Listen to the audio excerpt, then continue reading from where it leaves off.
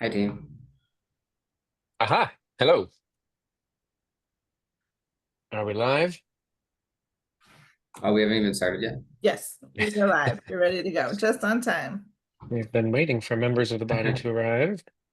Hello, welcome everybody. Hello, Monica. Hello, Patrick. Nice to see you both. Hello, commissioners. Seeing a quorum, I call the meeting to order at 6:11 p.m. Mr. Secretary, will you call the roll? Commissioner Fay is here. Commissioner Barrio, Here. Commissioner Hanrahan, Here. Commissioner Holden, Here. Chair Trindade Duramo, Present. Vice Chair Harris, Commissioner Sycamore, Commissioner Kensick, Commissioner Lemon Strauss. Did I miss anybody? I don't think I did. Chair Okay. Brandt. And Chair Brandt. Yes, great. Here. Thank you, Chair Brandt. Chair Brandt, whose name is missing a D. Yes, I did see that, but that's okay. Pronounced the same. With 6 of 10 members here, we have a quorum and we shall proceed. Thank you very much, Mr. Secretary. Quick announcements from me. Oh, thank you very much, admin team. Saw the change. All is well in the universe now. The July 10th meeting, for everyone's awareness, will be virtual only. No free pizza this time. Buy your own. We will have guest speaker announcement is later. Hold on, we'll keep that one under wraps. The only other thing I have in my announcement section is to alert you of changes to the Committee on Community Engagement. Commissioner Sycamore has let us know that he will not be able to fulfill the role of chair of the CE committee any longer. I held the June meeting of the committee myself, which was a fantastic experience, I have to say. I had emailed all the committee members and said, another committee hasn't been meeting. I'd still love to see you and just have some FaceTime. Like, let's just do 10 minutes and say hi and touch base and see what we want to do. We spoke for 55 minutes or so. There were 10 at least people on the line, tons of ideas, lots of enthusiasm. New members joined. We had other applications for new members afterward. There's a lot of potential energy there. So I was very happy at the meeting. So we'll have to figure out who's going to take the helm. But there's lots to work with, so I'm happy to report that. Any questions before we move on? Lovely. The agenda for July 10th, of course, don't forget, first Thursday is near a holiday, so we're doing the 10th.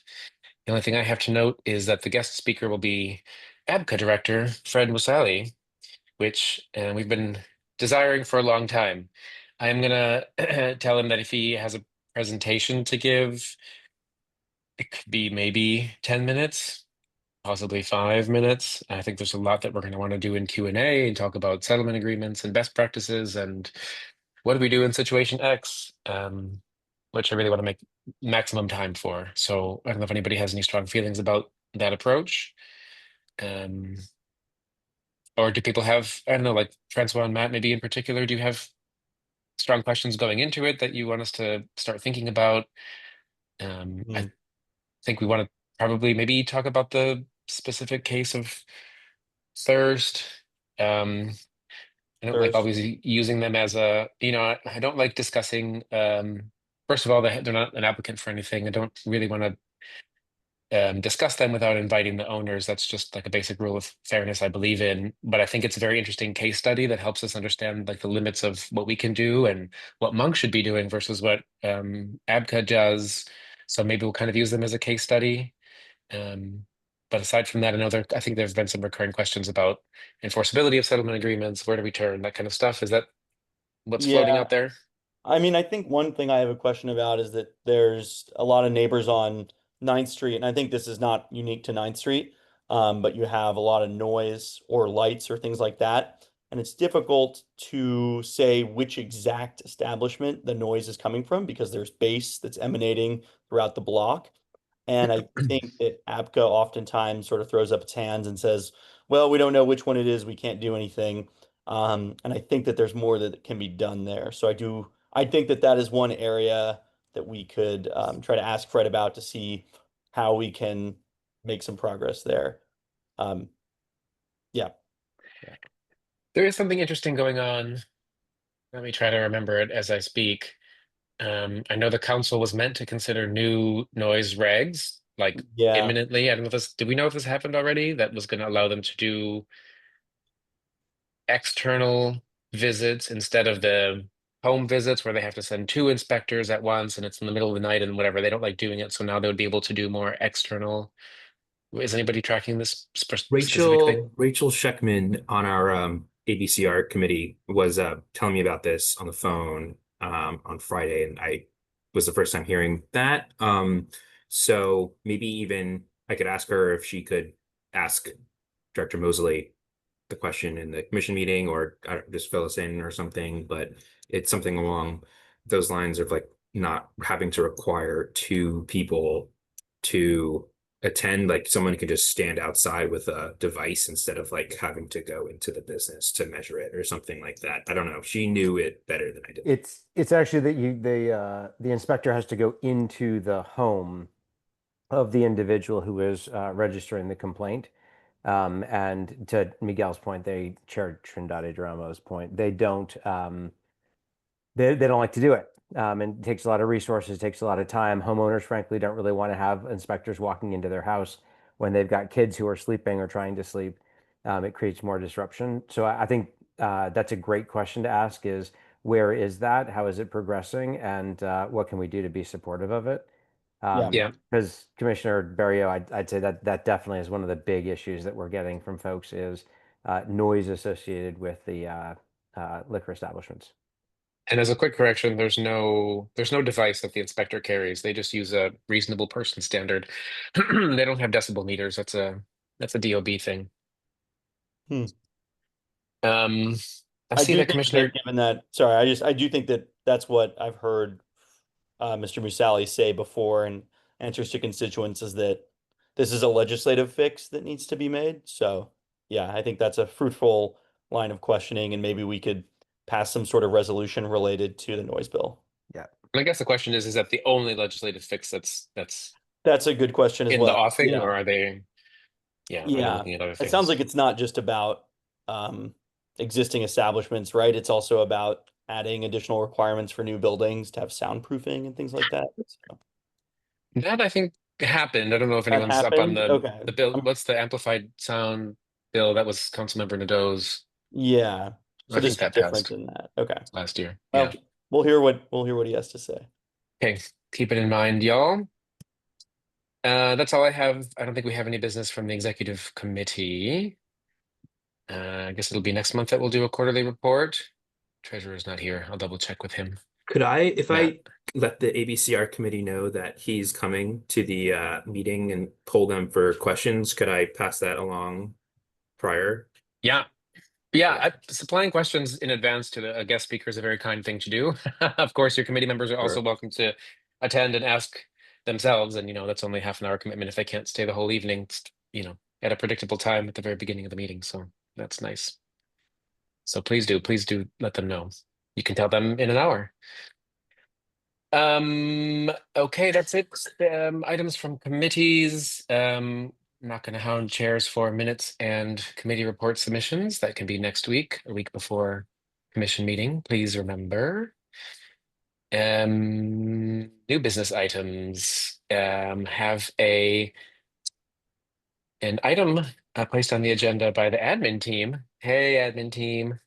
I don't know if you guys want to speak about this. I could handle it pretty quickly. We've all been very happy with the student photographer, former student, now graduated alumnus photographer Alexis's work, giving us a bunch of material to use in our newsletters and on the website, which was wonderful, except then we all noticed that all the pictures he took are of winter because he took his pictures in the winter. And it would be nice to have a set of some additional locations, give him a little bit more guidance about what kinds of things we'd like to capture and get some summertime shots.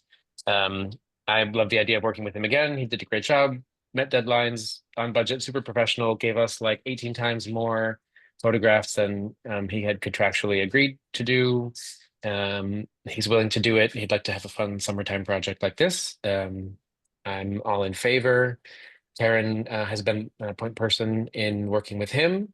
She can answer any questions if you have them, but otherwise, it's something I'll bring up as a motion to add, or I guess renew a line item in the budget to fund his work. Same rate, I think, same package, just duplicating it. Any advanced questions or comments? What's the total amount that we're talking about? 500. Yep. Which I think, Karen, remind me, by the agreement was supposed to give us, I forget how many pictures are agreed, finished. Yeah, I'd have to double check. I think it was 20 something and he gave us like 50. 50 finished images. I think it's And like then he gave 20 us all, finished and polished, and then he gave us his raw images as well. right, which was a couple hundred, I guess. It was a lot, and we've pulled some of those too that were good. We just touched them up ourselves or whatever. So it's plenty of material and a great deal for us. So I'm happy to continue with it. Thank you, Karen, for making that entire thing happen once and hopefully now twice.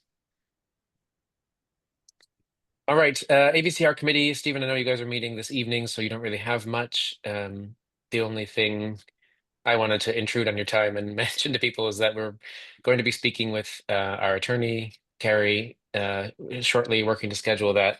So if anyone has any input for things we can discuss with her, it's actually our introductory meeting. We haven't, I don't think any of us has met her yet this term. So we're going to say hello and ask, for just some general advice. What makes a good settlement agreement? Give in your experience, what things can we be doing better or whatever.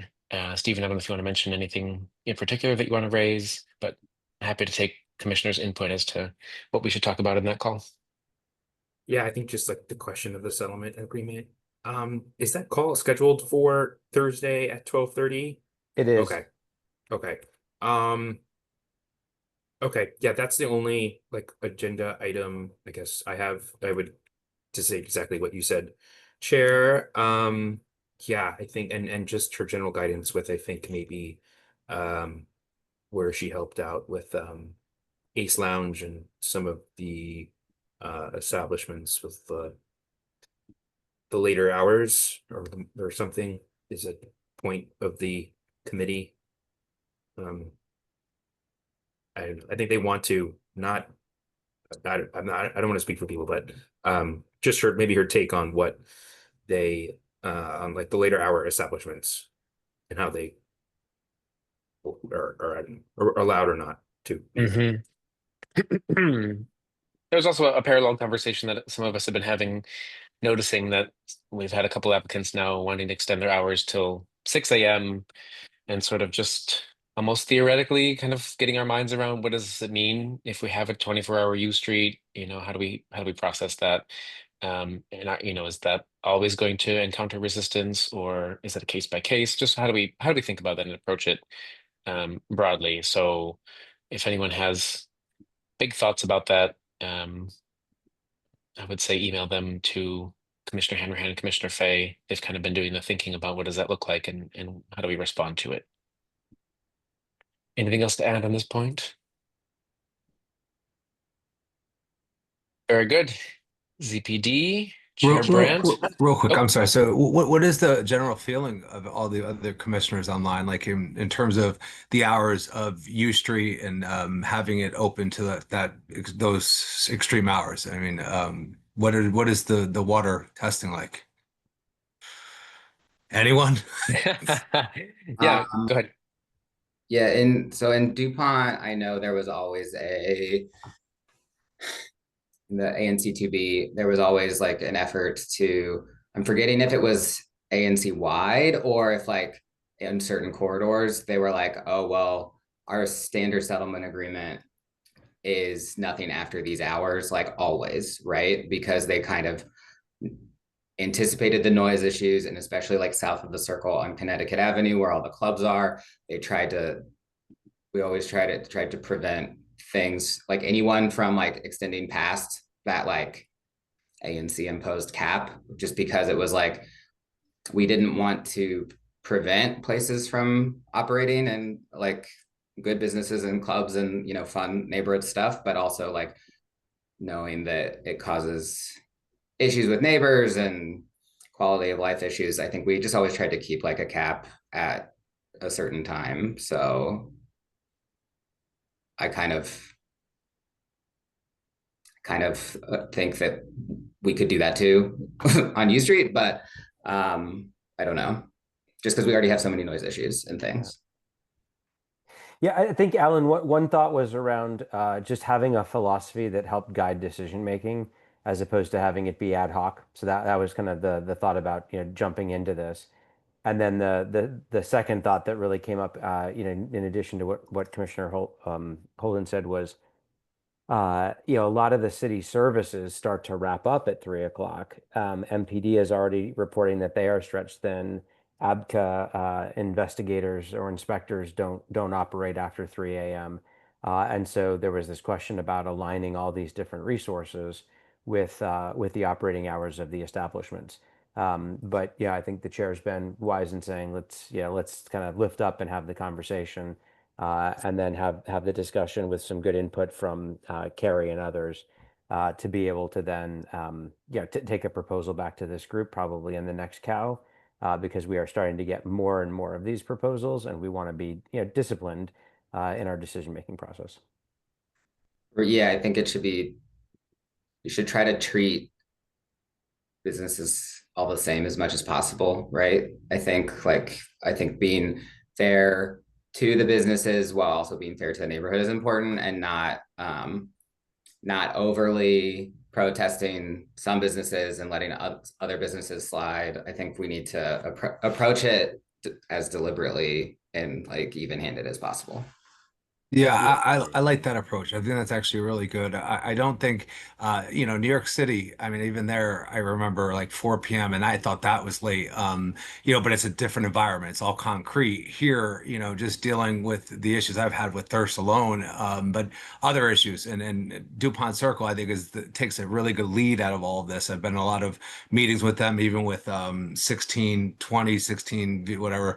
They even pioneered some of that as well, and that's not even in DuPont. So I do think they do follow a good temperament, and I think that that's smart that we're taking these steps, because I do think that it would cause issues, being open till 6 o'clock, and I am hearing more and more of that happening, and I'm just like, for what? I just don't really understand, but makes sense. Thank you. Matthew, let me ask you, in DuPont, was there a distinction between like bars and restaurants? I mean, like if Slice and Pie at Lucy here wants to stay open till 6 a.m., I don't mind because they don't even play music really, but we kind of ran Yeah, into that I question know with I know a neighbor who complains about their outdoor patio. He's Wait, oh, always but like, Lucy, I'm talking about the Slice and Pie part. yeah, but Lucy, he'll like yell out the window. He's like, turn it off.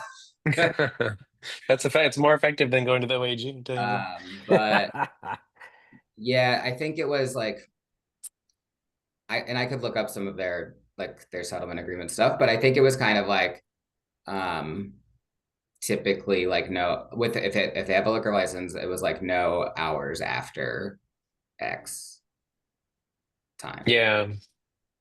Yeah, I mean We could conceive of a place that even if they have a license, but they're not serving after 3 a.m. and they're only doing bona fide food business 3 to 6, 24 hours, is that something we're willing to consider? I'm concerned by that though, because I don't trust that these places aren't serving alcohol. At least I have not seen enough evidence, and I feel like, yeah, I would want to see That some clear evidence that places aren't serving alcohol. But what I've heard from the police, at least, is that they are going in and busting places for serving after 4 a.m.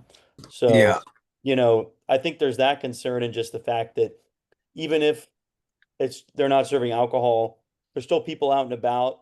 If there's still businesses open, people will still be hanging out. Can we deal with people hanging out at 5, 6 a.m. on the streets? I think that that's We also just a question, because I think that people, as we've seen already, are bringing their own alcohol, they're bringing their own drugs, so I'm not totally against the idea of any business being open that late, but I do think yeah, I'm generally uh, wary of that, just given the state of U Street, given the fact that we have shootings every single weekend. So we're not a great place, it feels like, to be expanding. hours. They could always open up more Denny's around here. I mean, that would be a longer serving, you know. No, I'm kidding. So, That yeah, Matt was like, hell no. Oh no, I loved it. I was like, yes, give me a Denny's. Well, Taco Bell that would does be an close at interesting example. Yeah, yeah, yeah. Taco Bell does close at 4, I believe. Um, and of course they have a license, so I guess there's a little bit of precedent. It's just not in our commission area, so we don't think about it.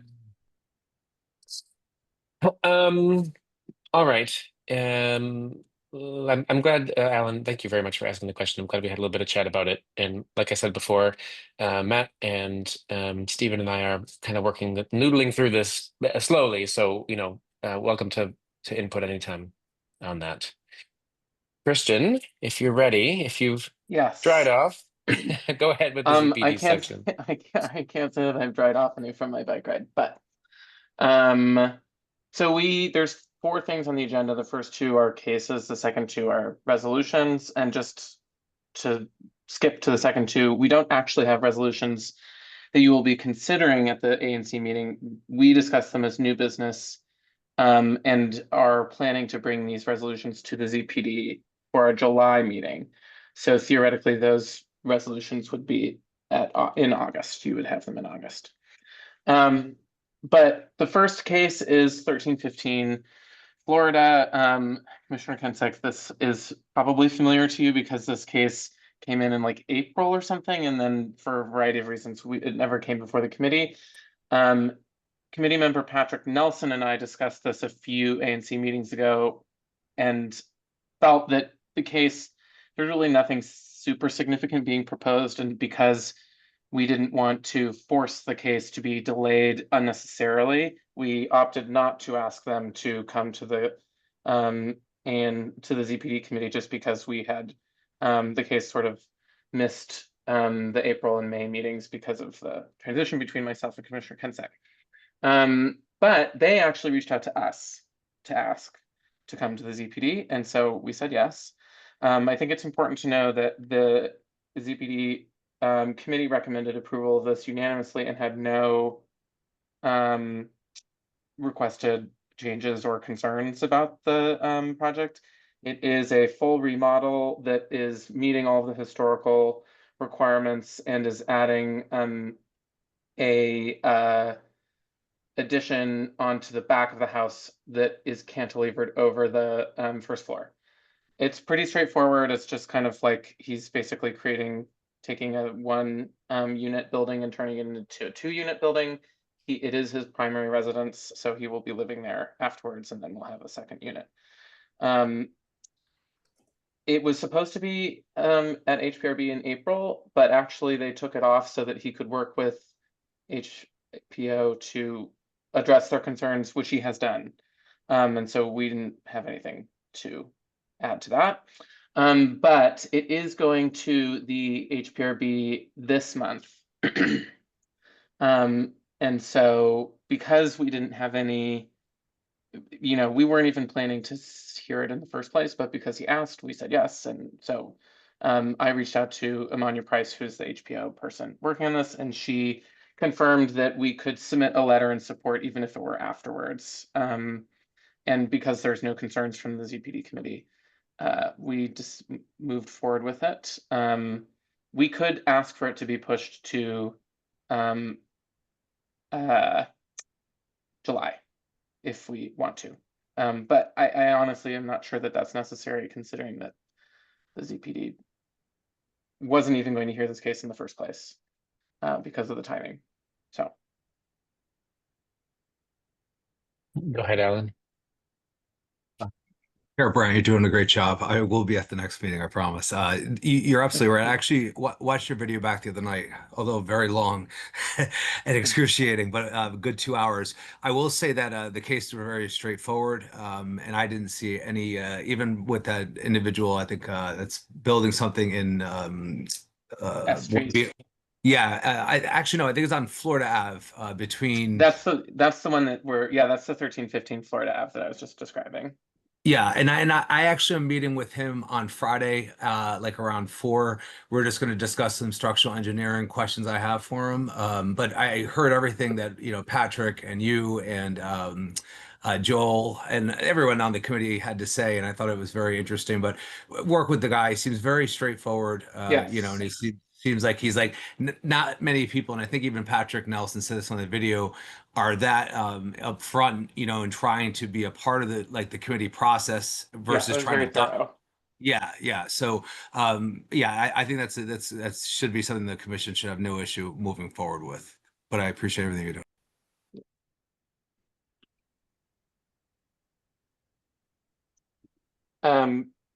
I'm assuming Commissioner Fate, you have a question about the. Yeah, quick just process question. So Yeah.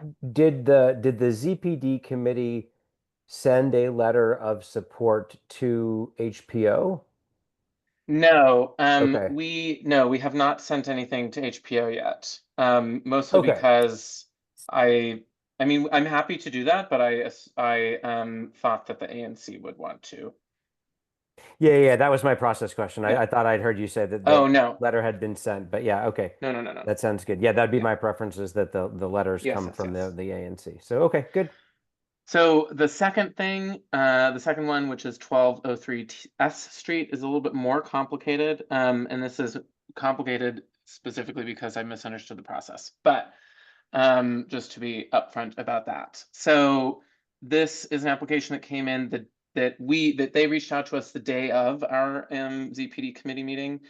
And because of the timing of ZPD, ANC, and HPRB, if we had asked them to come in July, they wouldn't be going to HPRB until the end of September. And so, because HPRB does not meet in August. And so I suggested to them, thinking that it would be okay, that they should come, if they can, to the June ANC or the June ZPD meeting. It turns out that they actually did not have a case number from HPO yet. And so when we got to the committee meeting, the committee did not feel, and I know Patrick is in the audience as attendee, so if you want to add anything, Patrick, please let me know. But the committee did not feel like they could vote on it, even if they felt they could review it. And that's specifically because it did not have a case number assigned yet, and it hadn't been in any notice from HPRB. So we did review it, and ultimately the committee decided to move forward with that in order to move forward with the review, what the committee voted on is to empower me to provide a summary of the committee's comments to the ANC, so that the ANC could then make their own recommendation. The full ANC could make their own recommendation about the project. I'm happy to go into what the comments were, but there is a little bit of a wrinkle, and that is that we specifically said that this would only work if, one, the full ANC agreed that this was something that you would be willing to do, and two, that the application would receive an HPRB case number and be noticed on an HPRB bulletin 10 days in advance of the ANC's meeting in order to meet public notice requirements for the ANC. I did receive an email from the applicant today saying that she had received a case number. However, HPRB is not going to put out the bulletin for July until July 3rd, which is famously less than 10 days before the ANC meeting. And so I am happy at this point in time to get back to her and say, unfortunately, you have to come back in July to the ZPD, at which point we can officially vote on your application.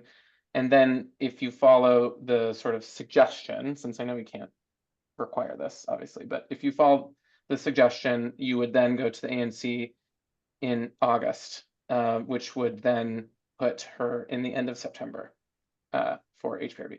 So that is the sort of like update to the wrinkle. I'm happy to talk about the details of the application if that's germane, but I figured this was a more relevant question. Is this 1203T or was it S, as you said?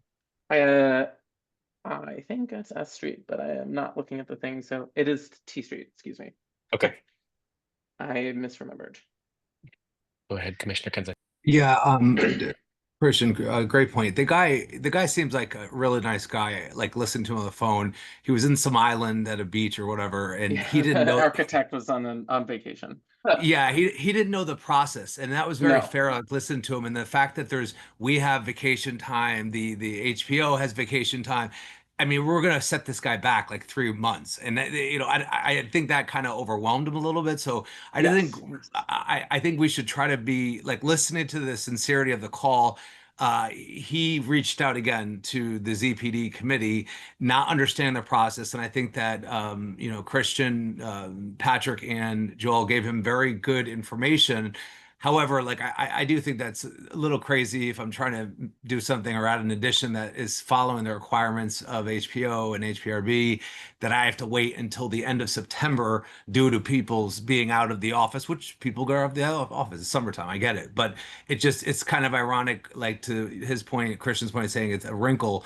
It's a yeah, it is a big wrinkle because you know, they'll be literally waiting, I think, until the middle of September or so before they're even able to move forward. So that's something we just want to keep in mind of. Yeah. So I kind of think like if someone else applied in July, you know, and got their case number and notice number, then they would follow this schedule of ZPD in July, and then Exactly. we'd have the ANC, you know, we could do the ANC meeting in August, and then it's not our fault that BZA or HPO recesses, right? Like, so. Yeah, I think one of the reasons why we decided to move forward with hearing it, even though the committee didn't want to vote on it necessarily, is because there were a handful of changes that we asked them to make, but I would not describe the changes as major changes, and otherwise, besides those changes, which the applicant was amenable to, there really were not significant concerns. However, public notice requirements are public notice requirements, and I think because my assessment of this, I think, is similar to you, Commissioner Holden, that if because they are not going to have their case noticed on an HPRB bulletin within the 10-day requirement for the ANC, we can't consider them at the next ANC meeting because it doesn't meet our public notice requirements. That's and unfortunately for them, that means September. Unless they want to, I mean, they can do whatever they want, I guess, and not go through this process. But so Yeah, that's anyone else that applied at this time would face the same circumstance. that they would face the same circumstance. And so even if they had submitted an application the day after the ZPD meeting, that would be the circumstance they would find themselves in. So it's sort of like, you know, anyway, I see Patrick has his hand up. I don't know if he wants to add something to this conversation. Yeah, admin, if you can. Yep, Patrick, you're good. So I just wanted to reaffirm Matt Faye's statement previous. This is a process issue. And as I said in the meeting, you don't want to get on a slippery slope. You give credit or allow one case to slide through, and then you're going to have all these other people lining up behind you. And the real issue is the point Christian brought up, is that there was not proper notification to the community. We're always harping on getting the community involved. And for him to come one day after he talks to somebody to make a presentation, and then, for loss of better words, cry foul because it's going to cost him time and effort, and to me, is not a good enough excuse. If there was an issue that was really extraneous, and we've had them in the past where there was a major issue and we walked it through the system, that's a different story. But this guy, to me, you know, I just don't think you guys should move forward with something that really hasn't had the proper channels addressed. So on the 3rd of July is when they're getting their official number. No, so my understanding is that I haven't had the chance to double check this within the within the HPRB system or look up the case number yet. But my understanding is that they have the case number. It's just not going to be noticed on the HPRB bulletin until July 3rd because HPRB sends out their bulletins 21 days in advance. And this month, the HPRB meeting is late in July. It's like July 26th or something like that. Yeah, they send their notice out the first Thursday of the month. And that's to give the ANCs proper notification Yeah. that there's a case. And then they send out another notice closer to the end of the month when But the agenda's finalized. in any case, the notice isn't going out until Right. it's going out too late for us. So I think that her email today sort of answered my main question, which is that it doesn't meet the public notice requirements for the ANCs. Right. And Christian, Yeah. there's no, I mean, there is no like urgency. There's nothing. Yeah. No, I mean, the only urgency is just that like it sucks to wait that long, but Sure. I think like we shouldn't even mean- know about this case yet. yeah. We Yeah. shouldn't even be talking about this case yet. Yeah. Okay. Mindful of the And- clock. Let's Yeah, keep and going. so I'm happy to, but anyway, that's Yeah. the stuff. So I'll communicate with them about this and ask them to come back. Yeah, so quickly, Patrick, credit where credit is due. That was actually Matthew Holden on process. Oh, sorry. No. But it also sounds like we're all in agreement here. So it seems like this is an easy one. But Great. thank you for the Thanks, background. everyone. You have a couple more the resolutions in progress. Oh yes, sorry, I forgot about that. One resolution is of course related to the everybody's favorite thing, or least favorite as the case may be, and that is V Street. You may have seen there was another building collapse. I don't remember exactly where it was, but we still don't have the report. I know that we discussed this, or I think Commissioner Levin-Strauss asked about this at the last ANC meeting. So the committee is on board with writing a resolution, and so I'm working on that, and we'll have it for review by the committee for July. And then the other one is about the Walter Washington House, which is owned by Howard University, and I'm not super close to this case, but I do know that some of the committee members are super interested in this, and specifically feel that the university has sort of neglected the property. And I know it's, I think it's within Commissioner Fay. I think it's in your. Yeah, so you might know more about it, but one of our committee members is working on a resolution with me about this that will basically sort of express frustration. My understanding is it'll express frustration that Howard has not worked to preserve this house in the way that they said that they would, and asking them to sort of fix that, I guess, for lack of a better word. So that's in a similar time frame as the other one. So there's nothing for you to review at this meeting. It's just coming up. Okay. Maybe we could talk a little bit offline about the V Street Yeah. process. I know we're expecting the report to actually be made public. We had an Yes, I email did about see that that. last week. Okay, which means we probably don't need to go through the rigmarole of filing a lot of forms of our own. Is that it seems to be? I'm happy to write it in the event that DOB doesn't No, I'm talking actually about release it. I'm talking about a FOIA. Oh yes, right. It seems and like we that's don't the need to. FOIA. Okay. Okay. Very good. Thank you. Thank you very much. Anything else, Commissioner Fay? You're tracking the Walter Washington thing, I'm sure then. Yep, Christian and I have been Cool. in touch. Great. Transportation, Commissioner Holden. Real quick, Are they all? Christian, was that 1203 T Street? Yes, Yes. the one that we're not going to look at is 1203 T. Yeah, so I just checked real quick. They just uploaded the plans yesterday. So the plans weren't even public until yesterday. Yeah. So I think that aligns well with like CPD, July, us, Yeah. August, blah, blah, blah. It's all, I think that is what will make sense. Yep. So 25-328 is the number if anyone cares. So with Transportation Committee, we have one item left over from last month. The EV charger station. Do we have two left over from last month? Can you remind me what the second one is? The performance parking, I think we kicked down the road. Expansion? No, performance parking was Or always is going that to be new? It's new. Okay. We had talked about it. There was some email traffic about it, but the committee. So we have the EV charger spaces, which is a simple letter of support for those, it's part of a pilot project. If it doesn't work out or there's problems, then, you know, they'll adjust. But we're just kind of blessing the pilot location on 9th Street.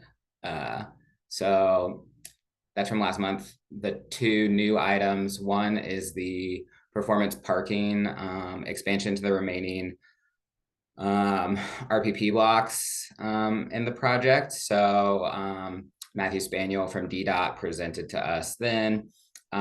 Basically what the committee felt like is we're gonna re-up our resolution that we did when the project launched, because there's still a lot of relevant points, but there are a couple, we're gonna have like some new clauses with like, so some of the issues with the project so far have been the signage, like falling down or being confusing or people kind of not knowing about the project. So an additional clause will be DDOT will establish clear communication and signage explaining the project. And then people were worried about like illegal parking, like outside of the marked parking spaces, right? So like near intersections, things like that. So there was a suggestion for more obvious like daylighting so people know to park in between the signs, basically. So basically just reinforcing the legal areas to park. So those are the changes for that, but they're basically same resolution as before. And then we had a discussion about the better bus network, kind of high level, and then specifically we'll have a resolution based off of the 1E resolution that was circulated. Maybe some people saw about changes to the bus route from Ward 1 to the hospital center. Currently, it goes into the circles, so it's more of a direct drop off at the entrances of the VA and the main Washington Medical Center.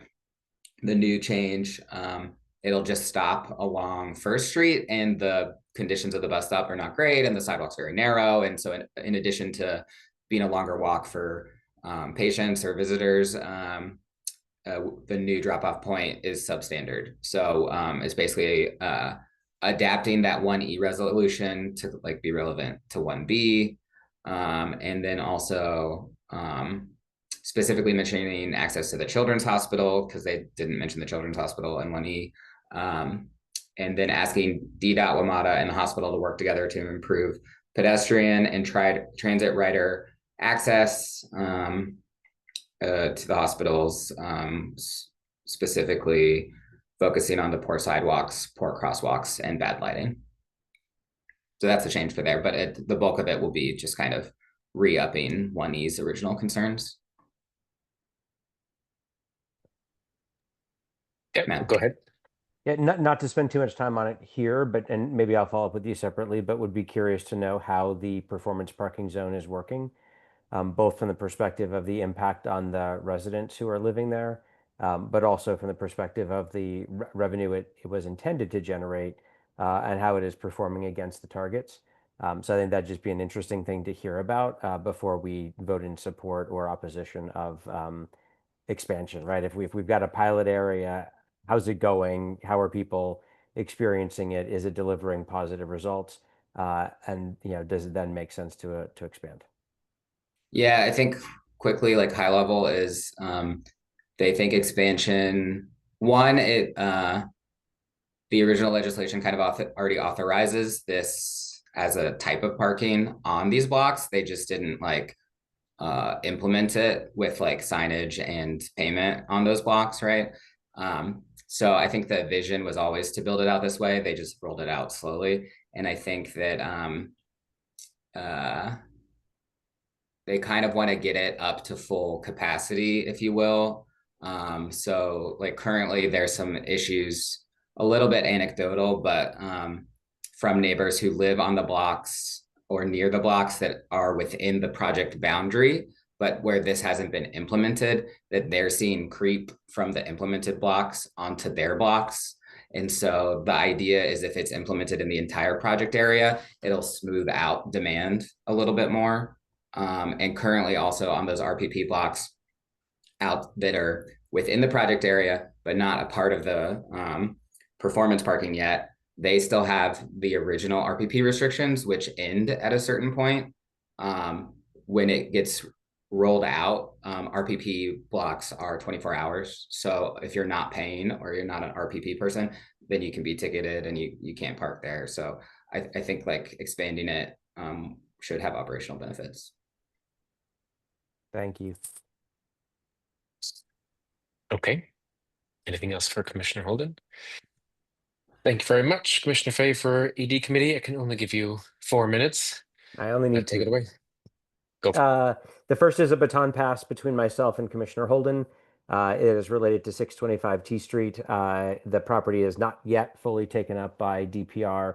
We've had a handful of conversations, both with DemPed, who is the current holder of the property, and DPR, who is looking to take it on. Both have signaled that they are going to put limited resources into getting community feedback and input on the future design of the site. We will be writing a resolution requesting attention to that, and that they will engage in an active process of community engagement as we hand that over to Commissioner Holden and the TPPS team. The second, I've received a lot of emails on this, and I need to follow up with some folks to answer their questions. So if people are on the line, we are looking to pass a resolution on the part of the commission providing some guidance to DemPed on the development RFP for the 1617 U Street site, which is the site with the firehouse, fueling station, parking ramp, and FEMS station. We are at a point, the big question that everyone has asked is, are we putting a resolution on the table to vote on Thursday? And the answer is no. We at this point have not received sufficient input from all the people that we need input on to be able to vote on it. And secondly, I have received a lot of emails from folks who have said, we haven't had enough conversation across the community about what this development should look like going forward. So it will be a topic of discussion, and then it will be something that I'm hoping to bring forward for a formal vote because DemPed will be moving forward with their RFP. And so the clock is ticking. We're going to have to balance between getting enough community input to be of value and be representative, but also being timely enough that it is considered by DemPed in their final draft of the RFP. Kenzik. Yeah, real quick, just wanted to tell you that, and this will be shocking that I'm saying this. Just if you want me to be involved with that all, because I'm used to the people that just don't want change, dealing with that for 2 years. So if some of those people are slowing down the process because they say they are not hearing. I'd like to know some of the names. Not that I'm working against them, because I was obviously working for them. But the point is that this is inevitable. It's happening. It's been approved. People are still going to just kind of want to slowball this a little bit. So if there's any particular names or any way I can get involved or give you some back history, because there's just certain individuals, about 3 to 7 of them, that'll completely just slow this down because they just don't want it to change, period. So just giving you a heads up, like I'll work with you however I can, and just be known that some of these people are just going to take forever because they just don't want it to happen. They just don't want the change. That's it. Got it. Thank you, Commissioner Kenzik.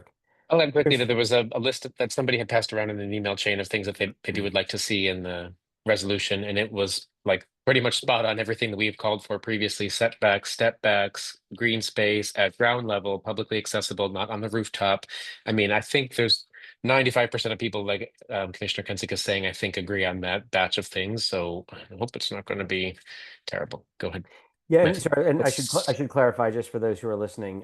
The zoning discussions are done, and the zoning approval is working its way through the process. This will not be a discussion about zoning. This is going to be a discussion around the development itself, which includes whether are we saying that the property should be retained, the ownership should be retained by the district, or potentially sold. Very good, thoughtful opinions on that.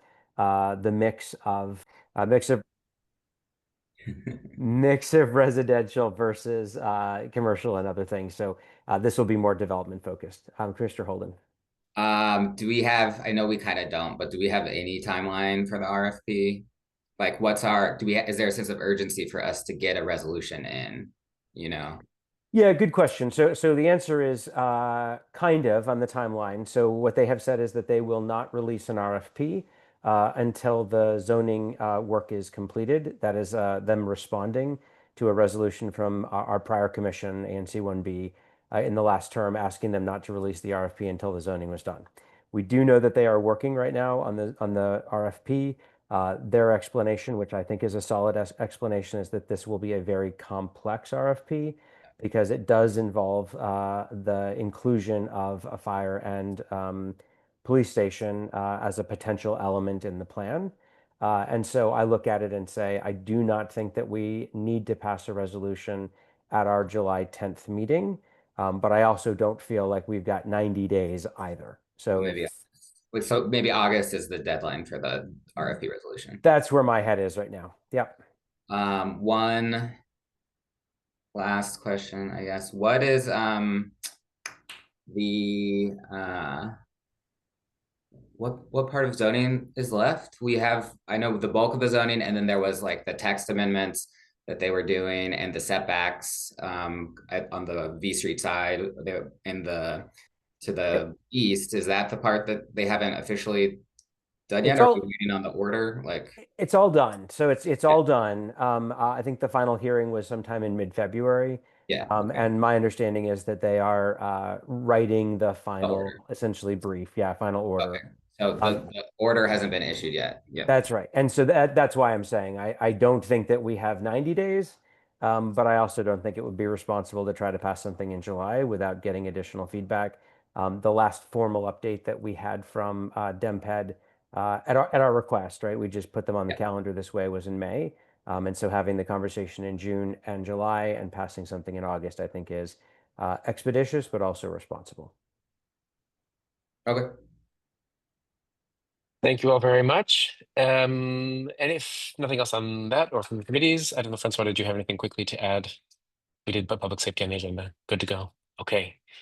Cruising. Quick thing from SMD business, speaking for Commissioner Harris, if I may here, there will be a motion on the agenda for July 10th to provide a letter of support.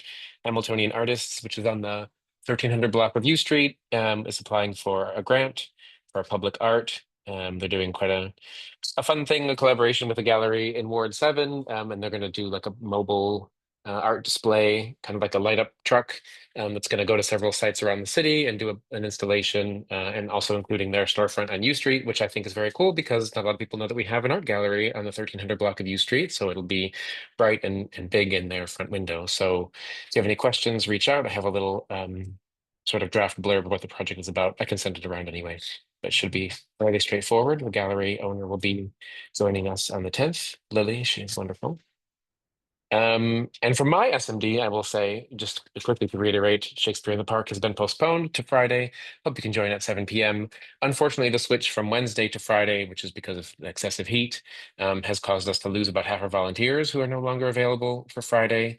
So if you or any people you know would like to wear a bright mint green t-shirt that says volunteer and help people navigate the park, which basically just means sit here, restrooms are here, would be really great to have you. And also just moving the temporary trash containers to the curbside at the end of the show. That's really kind of all it entails. So it'd be great to have a few more. I love how you people. just put that last little bit, like, oh, and the And garbage. moving trash containers, taking out the trash. It's super light loading duty. the dishwasher. Super light duty. Yes, please join ranks with the volunteers. Kenzik, you would look sharp in mint green. All right, we're gonna leave that one there. Yeah, please help if you can. Consultants, do you have anything brilliant for us?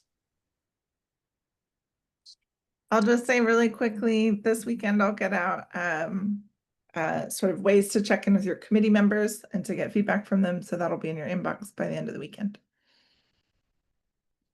I can do community engagement. We didn't talk about that explicitly, but happy to handle it. No, thank Raisa. you. Thank you guys for submitting your agendas in a timely way last month. Keep that up. And then as you know, we look towards next month's newsletter, please keep all the events coming. If you, I think I've said this before, happy to cross post things you might be posting in your own newsletter. You just got to send those and flag those for me. But yeah, let me know if you need help with anything. New business announcements have come up so many times. They came up at the open office hours. They came up in the community engagement committee. Somebody mentioned it to me in an email. People really like the little blurb in the newsletter with new businesses opening in the commission area. I do not know about all of them. Risa does not know about all of them. We need more sources of information. So if you're aware of something opening up, preferably brick and mortar, although we'll also consider other businesses too on a case-by-case basis, please send them in. Yes, Alan. Real quick, you did a great meeting the other night too, and I did think that was a great idea that it brought up about like just a blurb of the different areas, and then possibly even having the commissioner of that area, represent. Whether I think you said something about T-shirts or like just so like they know who we are, we can actually like support. I think that's a great idea. The other thing I was going to say, Chair, is be it that I know you are very busy with this position and doing a lot. You might want to talk to Commissioner Fields, Ashley Fields of old 1B07. I know she took a lot of interest in that and in public safety and everything else. I know that it was my idea to come up with the concept of trying to, take the public safety and make it separate to make it a little more thorough. So that's something that, I wouldn't mind working with Commissioner Fields, and I'm just saying that to you. I haven't even spoken to her, but I think she would be open. I know she plans on running again as a commissioner. I know she's open to always helping, and I just know that you're really busy. So I think that might be a little less stressful than zoning, or at least the dates won't be as stressful. So if I can also help with that as well, just to take some pressure off of you, because I know you have a lot. That's it. Sorry. Thank you. Absolutely. I'm very grateful. Okay, I want to release us if we can so that maybe CR can suit up and we get their recording going. Anything else? Final words? Okay, see you all on the 10th. Thank you for a good meeting. See most of you on Friday, I hope. Come enjoy the play. Good night.